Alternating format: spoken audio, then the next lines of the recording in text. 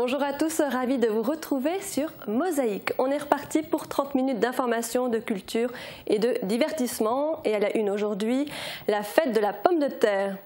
Entre les pommes de terre et Wölflin, c'est une histoire qui dure depuis 14 éditions déjà. Dans les rues du village, différents plats étaient proposés par les associations du village, tous avec un point commun, la patate. Un tubercule vu sous toutes ses formes, des frites à la galette, mais toujours apprécié à sa juste valeur lors de cette fête. Non, la pomme de terre n'est pas qu'un ingrédient banal de plats courants, elle sait aussi être vectrice de festivité et de bonne humeur.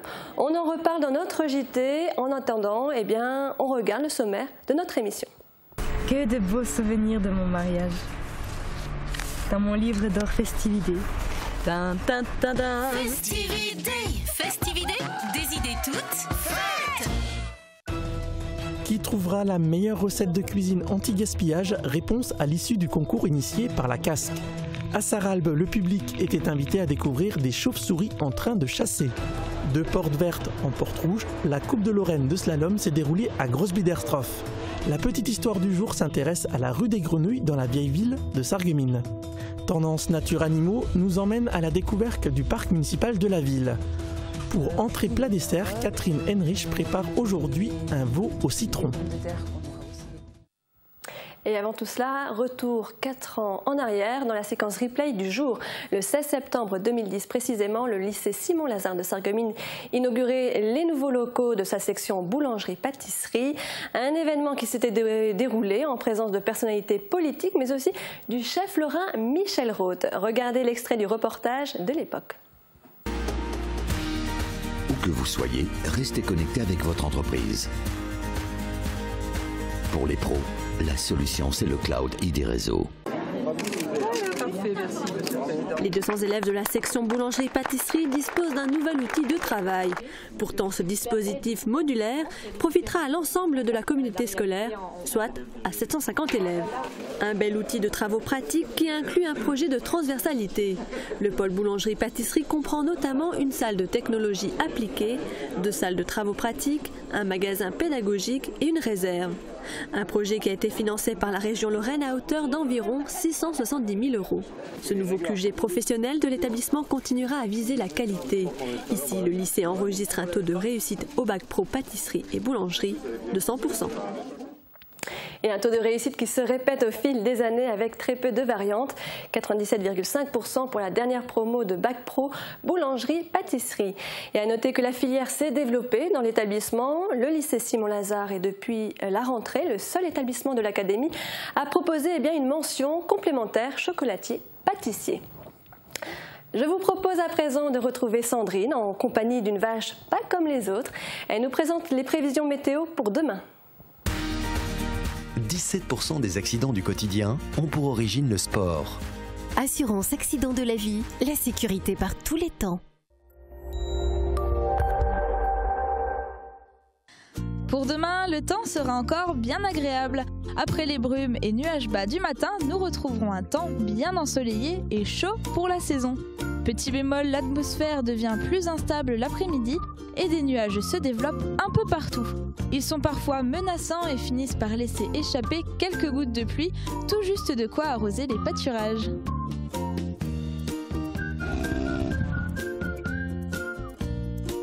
Les températures seront même un peu au-dessus des normales de saison avec de 8 à 12 degrés le matin et de 23 à 26 degrés l'après-midi. Demain, jeudi 17 septembre, souhaitez une bonne fête au Renault. Le soleil nous accompagnera de 7h08 à 19h37. Et comme tous les mardis, nous partons à la ferme. Au plus près des vaches, Francis Hoffman s'est approché. Regardez. Le saviez-vous ?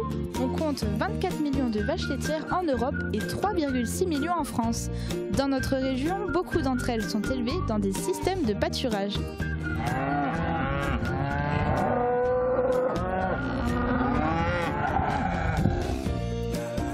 Les vaches allaitantes élevées pour leur viande produisent 4 litres de lait par jour, alors que les vaches laitières en atteignent en moyenne 28 litres.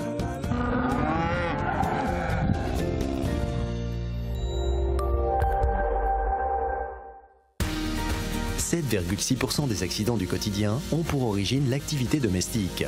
Assurance accident de la vie, la sécurité par tous les temps.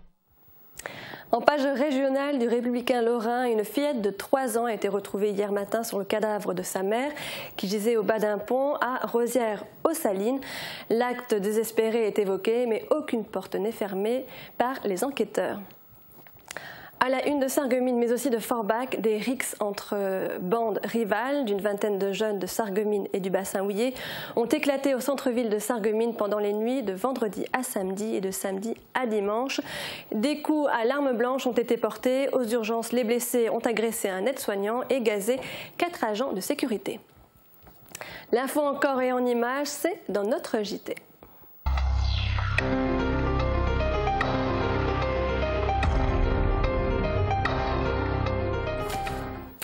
Et la fête de la pomme de terre à présent, j'y arrive, un petit souci technique en réalité, donc je vais retrouver, voilà, la fête de la pomme de terre à Veuflin, ce n'est plus une tradition, avec le temps c'est devenu une institution bien sûr. Pendant la journée de dimanche, le tubercule importé par Parmentier était au centre de toutes les attentions, ou plutôt au centre de toutes les assiettes, regardez.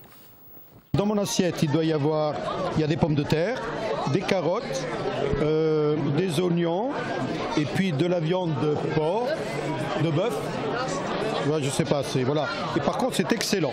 Lors de son passage à la fête de la pomme de terre, Nicolas de Charles avait opté pour un bake-off, un des plats à base de pommes de terre proposés par les organisateurs de la fête, qui a su réveiller les papilles de certains gourmands ou gourmets venus déguster. Si l'on retrouvait non loin de là les traditionnelles pommes frites, l'autre recette à grand succès de la fête aura été les galettes de pommes de terre. Des galettes à la recette secrète bien gardée, ou presque. La pomme de terre râpée, un peu d'oignon, un peu de persil, du poireau, sel et poivre, et ensuite des œufs et de la farine. Et beaucoup d'amour de ceux qui cuisinent ? Oui, c'est ça.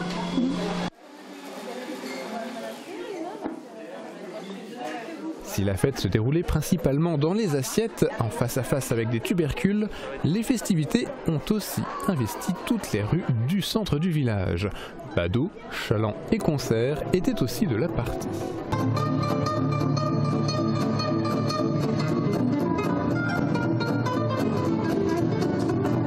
La 14e édition de la fête de la pomme de terre s'est conclue comme elle avait commencé, c'est-à-dire au milieu des pommes de terre. Une journée de réjouissance culinaire qui fait de Veuflin un village qui a la patate.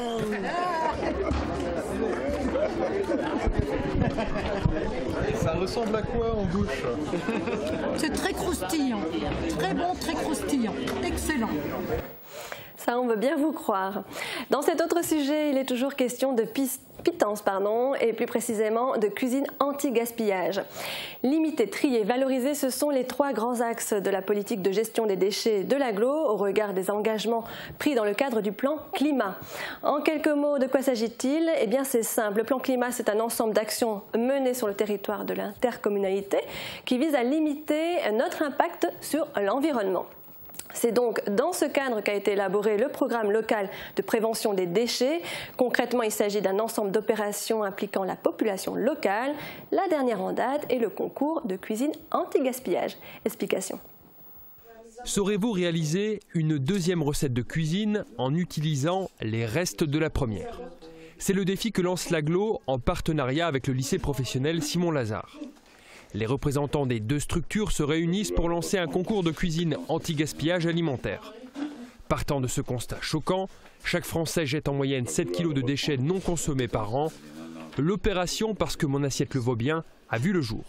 L'idée est d'encourager à réduire la production de déchets. Ce n'est pas seulement un aspect économique de réduction des déchets, mais c'est aussi de prendre en compte la valeur de la marchandise, d'essayer de faire en sorte que les gens aient un réflexe. On ne jetait pas beaucoup dans ma jeunesse, mais ce n'était pas propre à ma famille, un peu partout. Chacun avait en plus son petit potager, donc on essayait au maximum d'utiliser la production individuelle, personnelle, donc là on ne jetait rien. Et en plus, la nourriture représentée dans le budget d'un ménage représentait une part beaucoup plus importante qu'actuellement. Cela fait partie de l'éducation, je mets entre guillemets, donnée par les enseignants de l'établissement. Je parle des enseignants en cuisine, en TP bien évidemment. Et de toute façon, c'est quelque chose que nous appliquons par exemple au niveau de la boulangerie-pâtisserie, où le vendredi est la journée où, la plupart du temps sous forme de quiche, nous éduquons les élèves à utiliser tout ce qui n'a pas été consommé les jours précédents. Concrètement, ce concours est ouvert à tous. Il suffit pour cela de déposer votre idée de recette anti-gaspillage auprès de l'agglo avant le 31 octobre prochain. Après cette date, 6 candidats seront sélectionnés et devront présenter leur réalisation devant un jury qui se réunira au lycée professionnel Simon Lazare. Ils auront pour cela l'aide d'un apprenti cuisinier. Des animaux fascinants. À Sarralbe, aux environs de la maison forestière, une dizaine de personnes s'est rassemblée à la nuit tombée pour partir à la rencontre des chauves-souris. Actuellement en période de chasse, ces mammifères sont victimes de nombreuses idées fausses. Un reportage de Guillaume Dumonteil. Si sur ces images, vous ne pouvez pas les voir, vous pouvez au moins les entendre. Ce détecteur d'ultrasons indique que des chauves-souris volent aux alentours. En fonction de leurs espèces, ces mammifères sont audibles à différentes fréquences. Les curieux qui accompagnaient le spécialiste Jean-François Schneider ont ainsi écouté des pipistrelles et des vespertilions. Actuellement, les chauves-souris chassent des insectes pour accumuler de la graisse avant de partir en hibernation. C'est un mammifère étonnant qui vole et voit avec ses oreilles par un procédé d'écholocation. Il est également sujet de nombreuses rumeurs. Certains pensent que les chauves-souris se prennent dans les cheveux ou qu'elles urinent et défèquent par la bouche. À travers son intervention, Jean-François Schneider a contredit avec véhémence ces accusations. Cette soirée de découverte s'inscrivait dans le cadre de la Journée européenne des chauves-souris. Nature d'un autre genre à présent, direction le bassin de Grosswillerstroff où s'est déroulée dimanche une compétition de canoë-kayak, la Coupe de Lorraine 2014 de slalom. Reportage de Julia Bitran et Thomas Drouin. Vert, on descend, rouge, on remonte. C'est un peu ça le principe du slalom en kayak. Les concurrents font une course contre la montre sur un parcours comportant 18 à 25 portes, à franchir dans le sens de la descente pour les vertes et en remontée pour les rouges. Et chaque erreur de parcours, porte au toucher ou franchie de manière incorrecte, entraîne évidemment des pénalités. Chacun a droit à 2 passages, c'est le meilleur temps qui est pris en compte. Et à Grosswillerstroff, le slalom se dispute dans un bassin d'eau vive. Cette année, on a un niveau d'eau qui est un peu faible, mais au contraire, c'est même plus technique par le fait qu'on a des petits courants un peu sournois. Et pour les jeunes, les débutants qui n'ont pas assez d'expérience, ça leur permet de découvrir que même avec un niveau d'eau bas, la rivière n'est pas si facile que ça, quoi. De poussins à vétérans, les compétiteurs sont venus de loin pour le constater. Parmi les clubs représentés figuraient notamment Bouzonville, Metz, Nancy-Tomblaine, Gobet-Épinal, Ancerville-Bar-le-Duc ou encore Sarrebourg. 185 participants au total, dont quelques-uns hors compétition, venus d'Allemagne, du Luxembourg et de Belgique. Une réussite pour les organisateurs, les membres du CK Val-de-Sarre.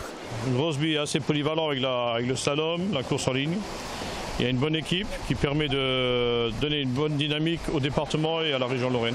On est toujours satisfait parce qu'il y a une organisation qui tient la route, qui est bien faite, avec beaucoup de bénévoles. Et je crois que c'est important pour la Lorraine d'avoir dispersé dans toute la région une quantité de compétitions qui permettent au club de se déplacer un peu partout et de connaître toutes les rivières de Lorraine. Pour les compétiteurs, l'objectif est de décrocher une sélection interrégionale, voire par la suite une sélection nationale. Et du sport toujours, et cette annonce pour Hugo Schott, c'est terminé.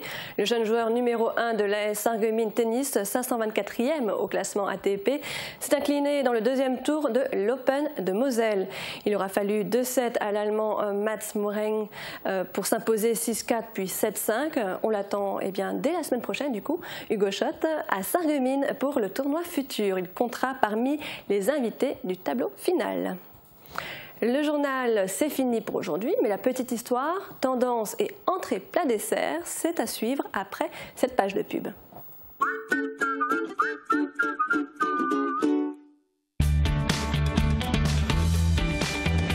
Literie, bureau, salle à manger, ne manquez pas la rentrée des économies. Vous êtes bien chez But. Vous l'attendiez tous, la saison culturelle de Sarreguemines 2014-2015 redémarre sur les chapeaux de roue le 26 septembre. Jonathan Lambert, Julien Doré, Nolwenn Leroy, Vincent Delerme, Christelle Cholet et bien d'autres. Tout un programme à découvrir. Abonnement à partir du 9 septembre de 10h à 18h à l'hôtel de ville de Sarreguemines ou en ligne dès le 9 septembre à 10h sur www.sarreguemines.fr. Renseignements à l'office de tourisme Sarreguemines Confluence. Aboma, prêt? Une rentrée musclée à Mosaïque. Dans un nouveau décor, avec des moyens techniques exceptionnels, Mosaïque lance le 30 minutes. Une quotidienne en direct, plus péchue, plus originale, plus proche de vous et diffusée 24h sur 24. À chacun sa télé. La mienne. La tienne. La nôtre. Bien sûr, c'est Mosaïque. Allô Sébastien? Allô? Je suis chez mon beau-frère, on se fait une partie? Ok. Attends, mon compte à rebours est pas terminé. Ah mais ça rame la DSL hein. Le shopping est trop bon. Allez Fibre 1, ADSL 0. Je te vois là. Ah ben voilà, je suis mort. Et toi, appelle le 1055. N'attendez plus, choisissez la Box Fibre by Numéricable. En ce moment, une tablette Samsung offerte à partir de la Box Power. Appelez vite le 1055.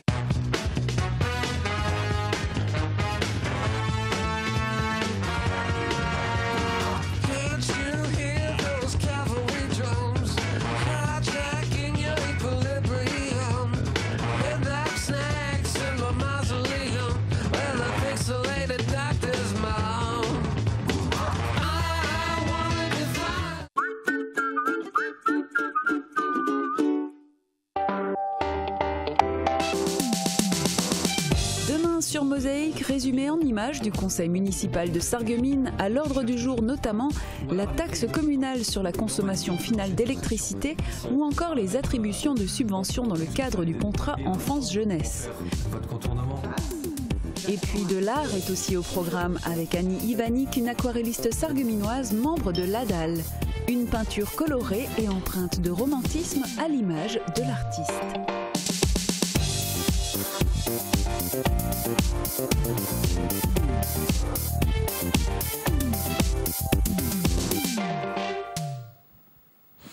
Voici une petite histoire que l'on peut vous raconter lors d'une visite de la vieille ville de Sarreguemines. Je n'en dis pas plus, regardez.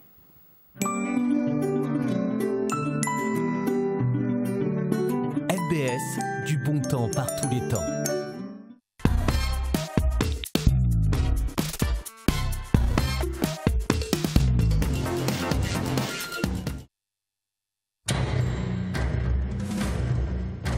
Il était une fois une bande de brigands venus des bords de la Sarre. Ils entrèrent dans la ville par cette petite rue dans le but de piller l'église. Leur méfait accompli, ils sont repartis par le même chemin. Pour ne pas faire de bruit, ils ont retiré leurs bottes, mais ont oublié que par ici, c'était le domaine des grenouilles. Et que les grenouilles, ça glisse. Le vacarme de leur chute a réveillé les citadins et les brigands furent appréhendés. C'est de là que vient l'ancien nom de cette rue, la rue des Grenouilles. Tout s'explique finalement. Hein. À Sarreguemines toujours, il est un lieu qui fait de nombreux heureux. Un site où les végétaux et les animaux s'épanouissent. Les promeneurs qui se rendent là-bas ne sont pas non plus malheureux. Ceux qui y travaillent non plus d'ailleurs. Il s'agit, vous l'aurez reconnu, du parc municipal. Guillaume Dumonteil s'y est rendu et s'est entretenu avec le chef d'équipe du parc animalier pour notre rubrique Tendance. Avec Virch Menuiserie, votre maison devient tendance. Nice, nice, nice, oh. Well, it's nice, nice, nice, oh, oh, oh. It's beautiful, yeah. Alright, oh, it's alright. Ce site, c'est le parc municipal de Sarreguemines, dans lequel figurent différentes activités, animations, c'est-à-dire 2 aires de jeu, des volières, le parc animalier en gros, où figurent différentes sortes d'animaux domestiques, notamment des ânes, lamas, canards, moutons, nains, des chèvres et de la volaille.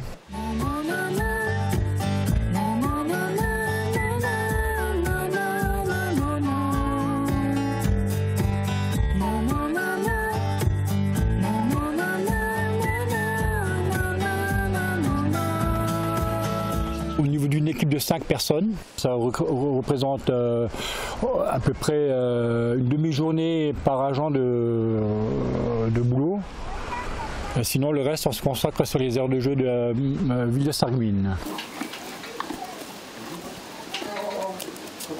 Un âne, tous les jours, il va falloir le brosser, lui faire les sabots, lui nettoyer les yeux.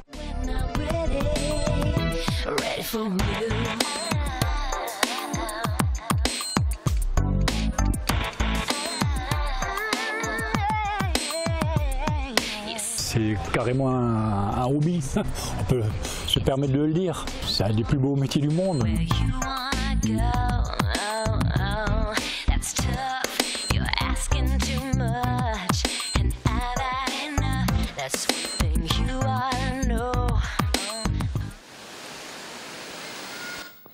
Et je vous propose de retrouver Catherine Henrich dans notre rubrique Entrée plat dessert, le plat de notre menu de la semaine et un veau au citron, une recette équilibrée et pleine de vitamines.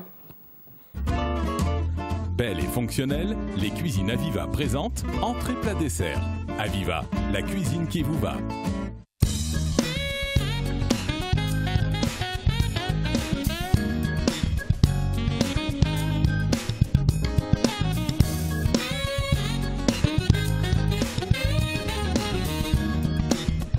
Bonjour à tous, alors aujourd'hui pour notre plat je vous propose un veau au citron. C'est facile à faire, c'est très rapide à préparer et en plus ça cuit tout seul sans que vous n'ayez rien à faire. Alors on va commencer par peler et découper nos échalotes en rondelles. On va aussi couper nos carottes en rondelles. Les citrons, on va les choisir avec une peau très fine. Et on va aussi les découper en rondelles. Comme vous avez encore des légumes dans le jardin, on va aussi prendre une courgette qu'on découpe en grosses rondelles. On garde la peau si elle est petite et encore jeune. Et puis on va aussi hacher le persil. Une fois qu'on a tous nos ingrédients, eh bien, on va prendre notre autocuiseur et on va tout mettre dedans.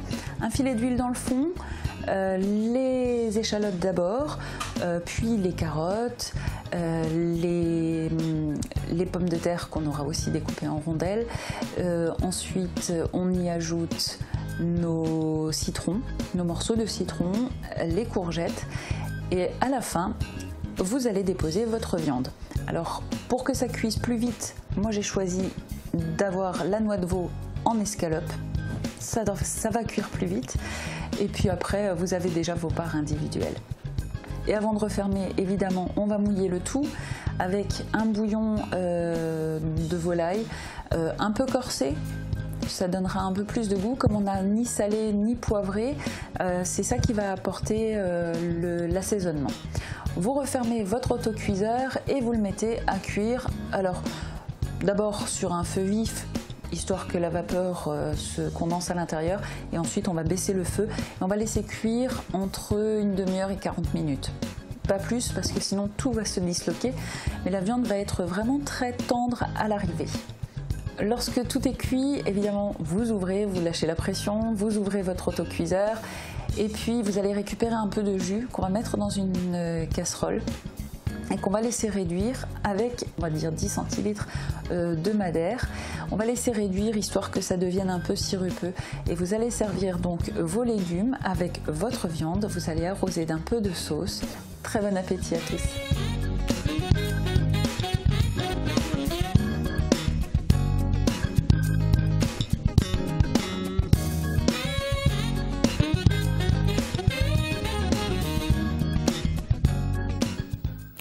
Et Catherine vous présentera demain son dessert, des bananes en papillotes. Julia, quant à elle, accueillera sur ce plateau Toulaye Oflazoglu, directrice du Centre socioculturel. Elles aborderont notamment la question du périscolaire. Je précise que demain, ce sera la journée mondiale du refus de la misère, consacrée au combat contre les préjugés qui sont souvent à l'origine des discriminations. À ce sujet, justement, je souhaitais rajouter une chose. Ne dit-on pas qu'il n'est pire sourd que celui qui ne veut pas entendre et il n'est pire aveugle que celui qui ne veut pas voir. N'oubliez pas, qu'on le veuille ou non, les étiquettes, les préjugés sont destructeurs, ils tuent. Combattre nos préjugés, eh bien, c'est combattre la pauvreté, c'est combattre toute forme de discrimination. Voilà, je vous laisse méditer cela. Je vous dis à très vite sur Mosaïque. Bonne journée à tous.